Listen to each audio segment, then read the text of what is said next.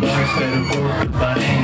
Race cars at mga dope na women. Kung walang kanyan, pwede mo na magkunin. Wala kang kalusot kasi madaming paraan. Ang harap maliit pag di ka kinabahan. Gusto tumibo pero di dahil sa chicks. Dahil sa 4 million. Magandang gabi, Pandakan! Nakot, maraming salamat sa inyo. Ang balita ko, kanina pa kayong alas 6 ng gabi. Di wala nagsaing. Okay.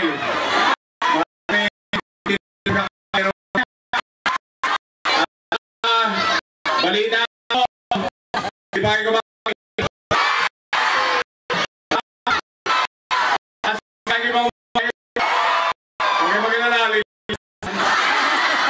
at balita ko rin, kinandado daw mga gate nyo. Kawawa naman, di sila makalabas, oh. Sana wag magkasunog. Alam mo talaga, may mga chairman na may sira ang ulo, eh. Kinandado yung gate.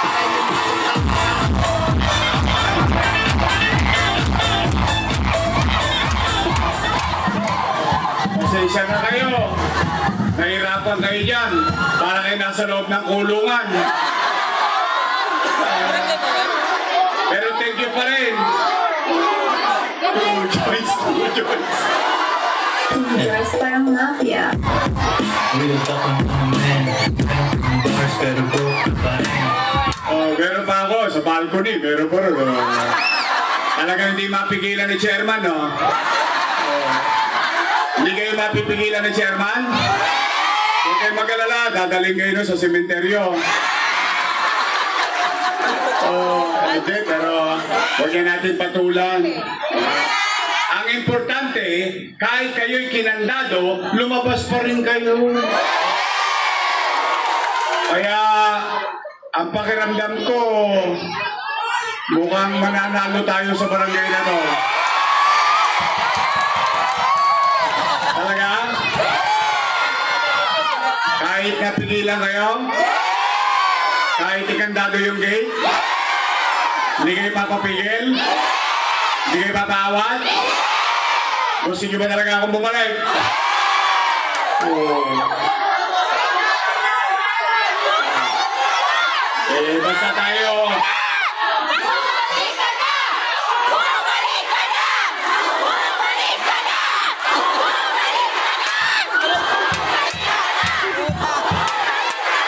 Huwag nyo masyadong laksa, baka may sumigaw na wala nang babalik! Napanood nyo? Napanood ko din. Nagulat ako. Halos maputol yung leg, kasi daw. Tapos, doon, magpapatawag sa Ninoy. Sa Paco, Arena. O kung saan, magbibigay ng 1,000. Saka 5 kilos na bigas. Eh, okay lang yun. Tanggapin nyo. Sayang din. Lamagyan din yun. Eh, unang-una, hindi nyo naman hiningi. Binigay sa inyong kusa. Tama ba? Basta importante, magbibigay na sila ng AX, magbibigay na sila ng tupad, magbibigay na sila ng akap, pero huwag kayo magpapaakit. Promise? O, kasi ako naman, sa totoo lang, panatag naman ako. Bakit? Matatalino naman ang mga taga-Maynila. Alam nyo naman kung sino ang tapat at totoo. Tama ba? Anyway, 7 days na lang. Malapit na ang araw ng pag-uhukom. Huwag kayo mag-alala, tatanggalin ko yung kandado dyan.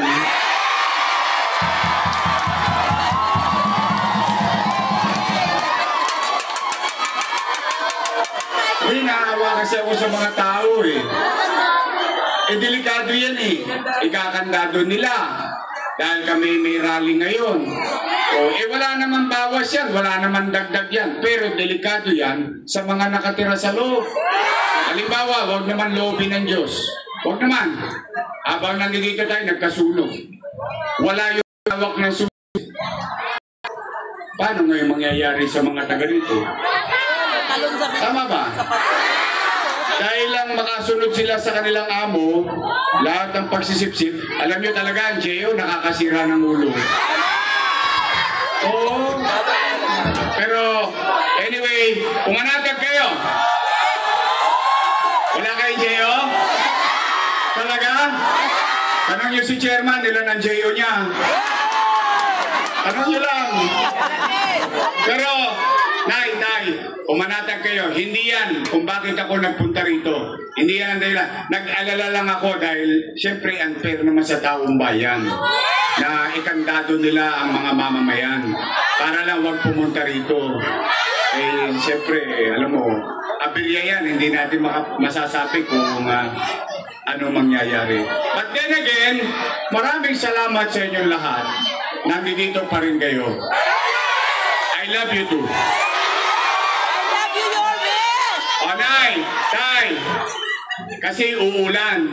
Baka hindi nyo marinig yung sasabihin ko, diretso na ako sa importanteng sasabihin ko. Kasi puro naman na panira na lang, ako na lang ang lagi nilang pulutan, hapunan, tanghalian, araw-araw ako naman. Hindi naman to tungkol sa akin, tungkol naman to sa buhay ng mga Manileño. Tama ba? Nay, Tay, diretso na ako. Kasi ulan yung mga nanay tatay ko. Oy, special mention mga lolo't lola ko, mga nanay tatay ko, senior citizen, I love you. Pumanatag kayo, ibabalik ko na yung insure, ibabalik ko na yung vitamins at yung birthday cake. Sinasasan kunwari presyo, wala naman yung cake. Pwede ganun din. Di ba? O hindi, basta lahat ng mga nagawa natin nung araw, ibabalik ko. Ngayon naman sa pangkalahatan, mga batang Maynila, mga nanay tatay ko, mga lolo't lola ko, ano ang muna kong gagawin? May awa ang Diyos sa tulong nyo, nakabalik tayo. Lilinisin ko ulit ang lungsod ng Maynila. Alam kong hirap na kayong magtapon ng basura dahil yung truck hindi nakakapasok dito sa loob. Ang pinadala sa atin panghakot ng buhangin. Tama ba? Kaya pumanatag kayo. Yang nangadugyot na Maynila, lilinisin natin ulit. Pangalawa, Nay, Tay, napansin nyo ba? Sa ABS-CBN, GMA7, Bilyonaryo, TV5, lahat ng mga TV station sa balita ang laman, Maynila. Bakit? Nagbalikan na naman ang mga tulunggis sa Maynila. 5-5 na naman ang snatching, hold-upping, patayan, riding in tandem. Napansin nyo? At mga adik, bago na kayo. Pabalik na ako. Tigilan nyo na yung kakatorotot nyo, ha? Masama yan. May chemical yan. Ito, wala chemical. Dress parang mafia. Real talk ng mga men. Meron pang doors pero broke pa rin. Nay, nawala na yan dati. Sa totoo lang, hindi naman sa ano. Nag-aalala ako kasi ngayon, nangangamba na naman yung mga magulang. Hindi nila alam kung yung anak nila pauwi, mananakawan ng cellphone. Hindi nila alam kung buhay pa yung anak nila, baka na-disgrasya ng mga tulunggis. O Nay, Tay, para madaling usapan, may awaan Diyos, sa tulong ninyo, ibabalik ko sa inyo ang gobyerno sa umaga, sa tanghali, sa hapon, sa gabi, hanggang madaling araw, may gobyerno ulit sa lungsod ng Maynila.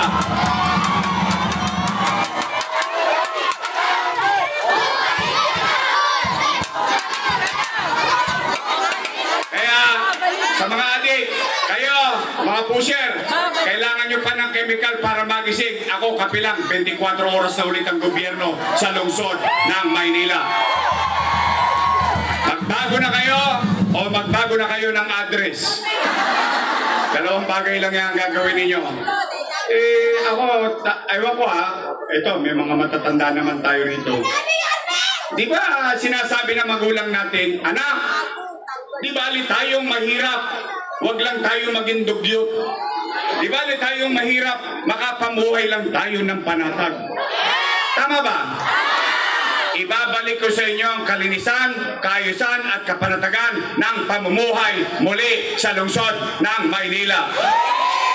Pangatlo, ano bang gagawin ko? Yung napanood nyo kanina.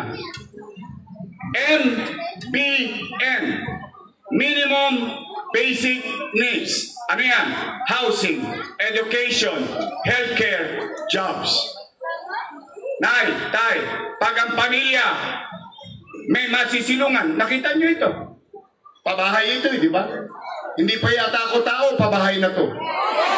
Napapakinabangan ng pamilya ng benepisyaryo ng araw, tama mali? Eh namatay na yung benepisyaryo ng araw, napapakinabangan ng pamilyang naiwan, tama mali? Ang tawag dyan, pangmatagalan. Housing, ang pamilya kapag may masisilungan, ang tatay papasok sa trabaho, ang nanay papasok sa trabaho, ang anak papasok sa maayos na eskwelahan.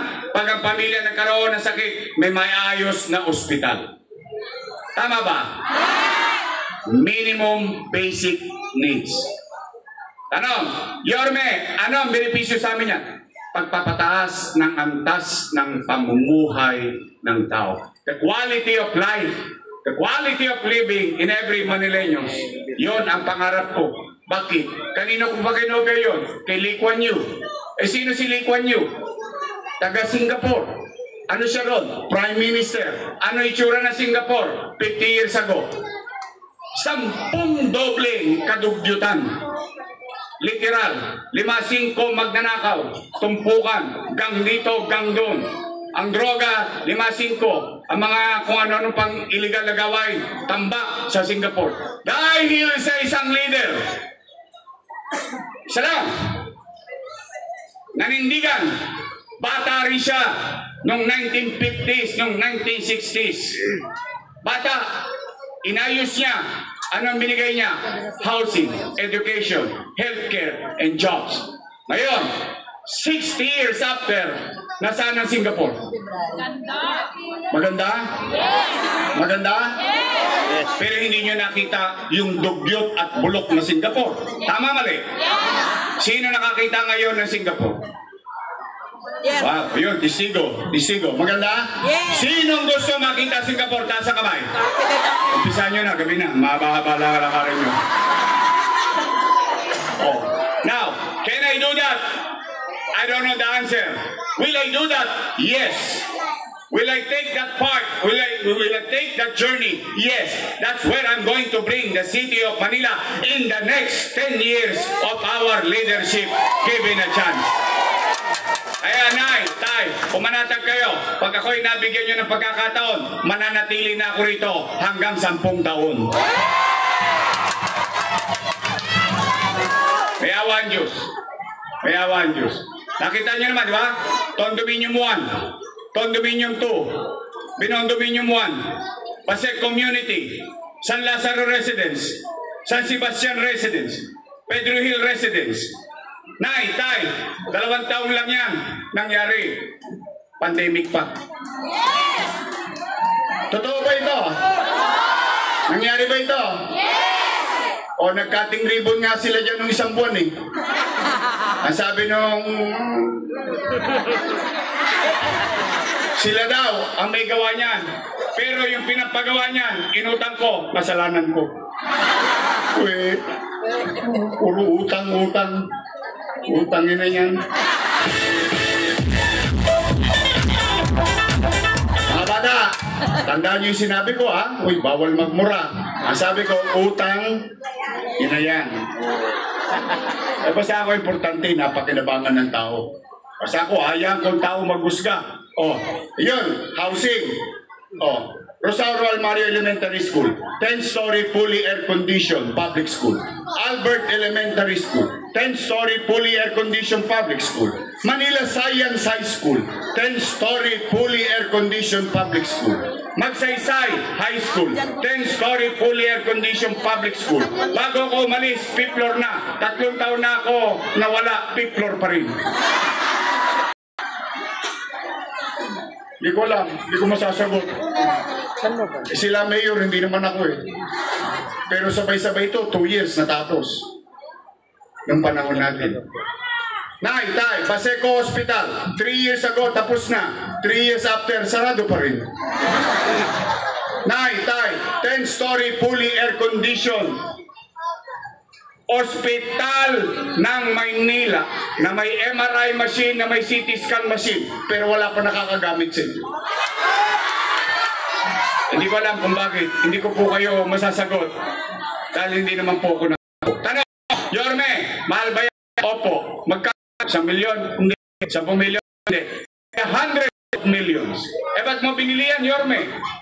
Bakit yan ang binili mo? Ang mayaman, kaya magpa-MRI. Pipitsugin. 30 mil? 20 mil? Madali lang. Ang mahirap, kahit may 20 mil, kahit may 30 mil, hindi na magpapa-MRI. Ipakakain na lang yan sa pamilya niya yun. Tama ba? Kaya inisip ko na ang mahirap mabigyan ng patas na pagkakataon in terms of diagnostic equipment. Kaya ngayon, ang mga mahirap, ano nakukuha? Himaspirin. Himaspirin. Gagaling. May tapit pa yun. Gagaling ka rin. Tama mali. Hindi po ako doktor. Sila po doktor. Oh. Kaya nay, MBN, Minimum Basic Needs. Housing, education, healthcare, and jobs. Bakit jobs? Pag ang tao may trabaho, papanatag ang komunidad.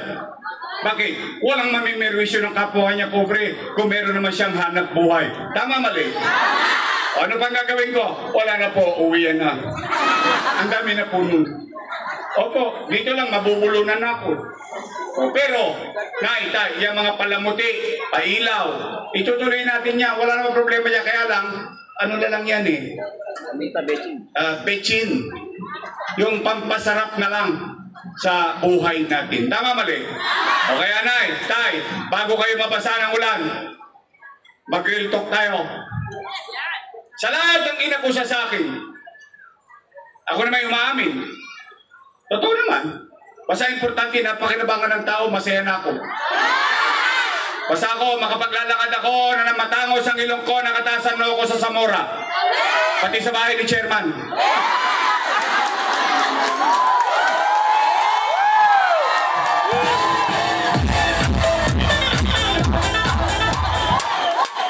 At least, isa lang masasabi ko sa kanya, nakinabang rin siya sa pandemya. Masaya ako, nakapaglingkod kay Chairman. Si Chairman, hindi nagutom nung pandemya. Kasi buwan-buwan, kasama rin siya sa food box. Tama ba? Tama! At least makapaglalakad ako, kahit ako na lang mag-isa. Masasabi ko sa akin sarili, salamat sa Diyos, nakaraos ang Maynila nung pandemya. Tama ba? Nakaraos tayo. Yun na po. Kaya mga nanay ko, mga tatay ko, ito na ang huling tanong. Pinakamahalaga sa lahat. Gusto nyo pa ba akong bumalik?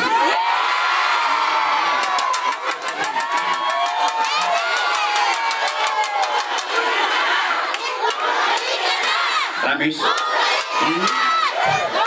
Baka sinacharot-charot nyo lang. Bagay, sinandado nga kayo, lumabas pa rin kayo eh. Oh, sige. Hindi, kasi lumabas yung survey ng Okta. Di ba 3 lang naman yan? SWS, Pulse Asia, Okta. Eh, doon nakalagay, 63% daw tayo. Tapos si, 18, at saka si, 16. Hindi, pero yun, salamat. Salamat naman talaga. No? Pero yun, numero. Pero gusto ko makita ng personal. Ha? Taas nga ang kamay ng gusto ko kong bumalik.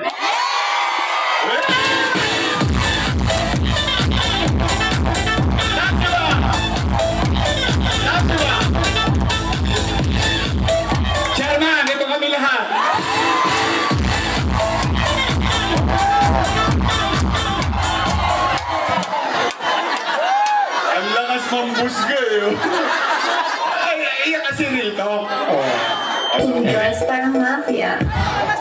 maraming salamat sa inyo.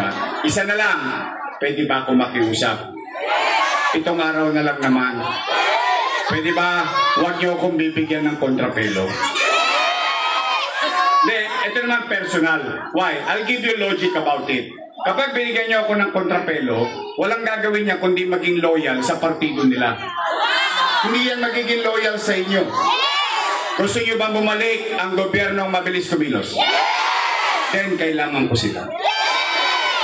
Yun po ang katotohanan. Hindi yan kapritsyo. I'm just trying to be fair. Yung maging tapat ka sa tao sa usapan. O, kasi pag yung kontra-kontra, lalo na yan, si Mr. Pwede, dapat hindi na pwede yan. Eh, yabang-yabang nun. Hindi naman mayor, kung maka-acting mayor eh. Totoo lang. Ano man ako, real talk naman ako. Kaya, Nay, Tay, pwede ba makisuyo? Pwede ba your miss choice tayo? Dalawa lang naman ang pagpipilian nyo eh. Dalawang grupo lang naman halos yan eh. Unang grupo, your miss choice, matamis. Yung kabilang grupo, ladies choice. Ayun yung sabi lang, di ako. Ang saya-saya naman dito sa Bandaran.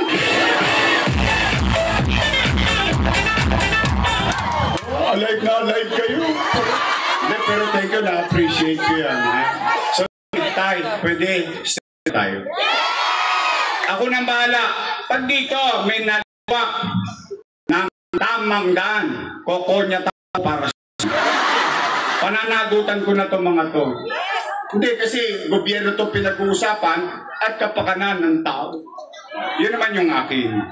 Kaya kung meron pang puwang sa inyo, pwede ba i-9-0 na natin? Pwede? Nandito, Voltaire Castañeda, Kate Marasigan, Gaut Mercado, Christian Joey Uy, Joel Elmer Paz, at ang pinaka-antigo sa amin lahat. Patay na. Pinasabog pa. Double dead. Pero bumangon pa rin para sa mga taga-Pandangan.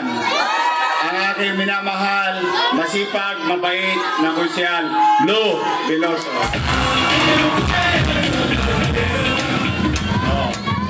Tapos, 12 naman ang senador. Tama, mali? Boboto nga tayo ng hindi pa natin nakita eh. Tama, mali? Boboto nga tayo ng hindi pa natin na-meet. Tama, mali? Boboto nga tayo ng hindi natin kakilala. Tama, mali? O may isang senador pumunta sa atin ngayon dito. I mean, real talk. Sa laki ng Pilipinas. Hindi, sa laki ng... Talagang malaki. Nakita ko po buong Pilipinas. Talagang malaki. Pero pinuntahan tayo dito. O pwede ba makisuyo? Ha? Si Tol Tolentino, huwag nating kakalimutan. Isingit na natin. 12 naman eh. Tama, mali? O yung kanina, yung pinakiusap ni Congresswoman Sandy Ocampo, si Bam Aquino, di ba? O di pusang na lang. O sa akin naman, o si Marcoleta. Alagaan ninyo si Marcoleta, ha? O sige. So na, Tay, promise? Straight? O yung Vice Mayor ko, may asim pa. O mukha lang yan 19. Naintindihan nyo na yun? Ka-orange na po yan. O. Ha? Pwede ba yung aking Vice Mayor? Yes! Iboto natin. Bigyan nyo ako ng kakamping Vice Mayor. Chil Atienza! Ito ang pinakamahalaga. Representasyon ng distrito. Hinuli ko to. Eh, kalaban to ni Mang Kanor. Bastila!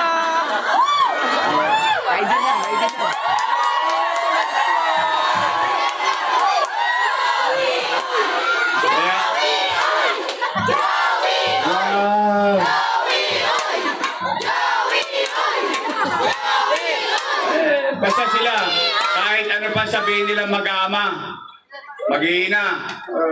Sila, sarili lang nila iniisip nila. Ganda-ganda ng kalsada, aspaltuhin nyo. Totoo lang, ganda-ganda ng kalsada, simentado naman eh. Kung ginastos nyo yan sa eskwelahan, ginastos nyo sa pagpapaaral ng mga anak ng mga mahihirap, pinakatawid pa. Pero nandyan yan, okay lang yan. Huwag basta tayo walang siraan. Dito, ayaw ko talaga. Pero real talk lang, kasi bisa na real talk, masakit eh. Pag totoo, masakit eh, no? Tama, mali? Pwede ba? Pag-graduate na natin sila. Ha? Pwede ba? Ilagay naman natin sa Kongreso. Congressman Joey Oy!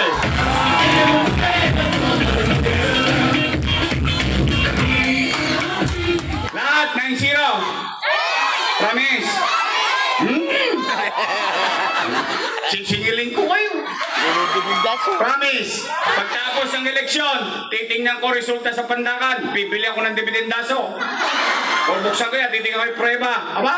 Nagtotoo mga taga-Pandakan? O. Nagtotoo kayo sa pangako nyo ngayong gabi. O after election, ako naman ang singilin. Pwede? Basta si Mr. Pwede, hindi na pwede ha. Kami lang ang pwede ha. O, ngayon, para hindi natin sila makalimutan, sa susunod na Lunes, bigyan natin sila ng team song. Sabay-sabay tayo, kakanta.